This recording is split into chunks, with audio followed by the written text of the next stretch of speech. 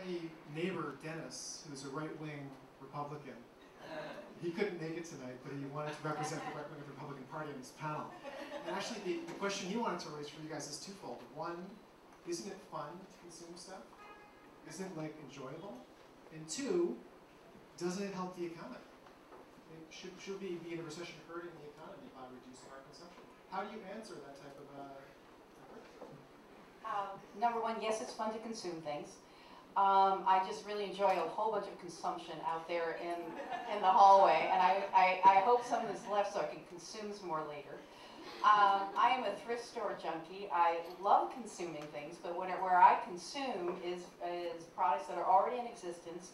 They flow out of my friend's closet into the thrift store, and when I buy them at the thrift store, they warm my community twice. Once when I buy it because it supports the food bank, and once when I take it back because it supports the food bank. Consumption is acquisition, I think, is just one of the many strings on the multi-string harp called the human psyche.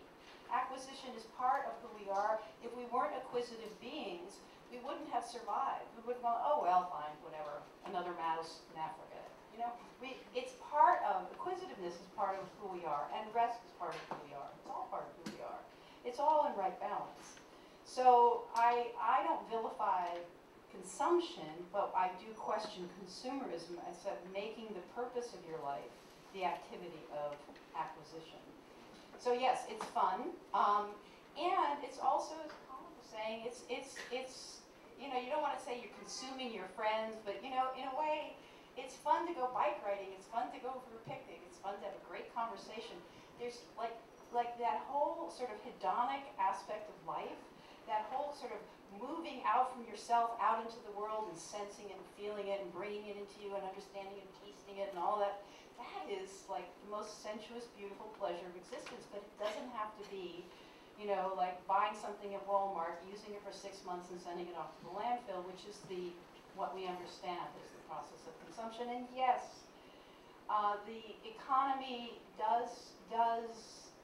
we have gotten ourselves, I think, down a very narrow little dark alley without an exit, which is called, consumerism is killing the earth, and yet we believe we can't stop doing it because it's going to kill the economy. I think this is a great sorrow that we all live with. There's a complexity, like how do we moderate our consumption, being told that we're bad, you know, bad people, that we're going to ruin the economy. And what I say to people is, you know, nobody eats a high-fat diet in order to keep their neighbor the heart surgeon in business. If you feel that an activity is noxious to your own well-being, then cease to do it. Don't let anybody convince you that you need to do it in support of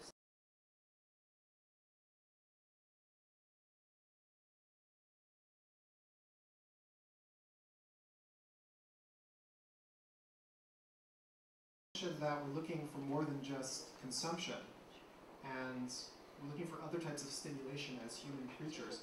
Your new book, Becoming Animal, I think gets into that deeper level of what we're searching for as humans. Talk a little bit about what you mean by becoming animal and how that relates to this question that we're talking about tonight. Well, becoming animal, by which I meant and mean, what would we be like if we really honored and acknowledged and celebrated the fact that we are critters, that we are one of the animals, we humans here on this earth. An extraordinary animal, for sure, but an animal nonetheless, and hence, in many ways, just one of the gang. With the desert hares and the tortoises and the humpbacks and the spiders, how would we speak of even the most ordinary, taken for granted aspects of our lives? Things like houses, shadows, winds and weather patterns. How would this alter the way we experience our world? Because it seems to me so much of our contemporary mindset is laden with otherworldly assumptions. In fact, it has been these last couple thousand years, a sense that, well, our bodies are part of this earthly place, but our minds come from somewhere else. And so we don't really belong here. We don't need to care that much about this place. So that was the thought. One thing I'm hearing along the panel is an opening of the pleasure threshold. People speaking about how much fun and how much pleasure, Epicurean pleasure, pleasure in simple deliciousness of tastes and textures, is to be found in not being on the consumption bandwagon, but actually starting to honor one's felt animal experience, to trust one's senses and give time, slow down enough to actually pay attention to the sensuous textures of things. What do the other panelists think? Is that the way to go, Colin? I think one thing that, if you don't mind me co-opting what you're saying, one thing that resonates with me anyway is the idea that we should return to our own wisdom, our inner wisdom, and know for ourselves what works for us rather than becoming part of what I call our culture's guiding story when the guiding story is clearly not working anymore. And I want to return, Bill, to the comment you made about your neighbor and this question of the economy. I think it's hugely important because when we talk about consumption, we automatically end up in this place, well, yeah, we can't consume less because we'll mess up the economy. If we don't consume, we won't be of service to the economy. Well, I don't know about you, but it's my view that we are not supposed to be of service to the economy. The economy is, in fact, supposed to be of service to us. Do you share my view? Yeah. And this is an old assumption, and for a while it may have worked. The idea is that the more money that flows through the economy, the higher amount of education people will have, the higher their life expectancy, the lower the infant mortality rates, the more home ownership that there will be. And for a while, the amount of money flowing through the economy did correlate with those life satisfaction things. But what has happened is we're now in the stage where the banks are actually throwing people out of their homes, even people who are caught up on their mortgage payments, because the banks don't know who's caught up on their mortgage payments and who's not. And the economy is turning on us because the money is ending up in the richest hands and the rising tide is not floating all boats. So the question becomes not how can we service the economy, but how can we run the state in a way that it actually returns true human life satisfaction. And it's no accident that here in the United States, where we are amongst the most consumptive, we are something like 130th on the life satisfaction scores.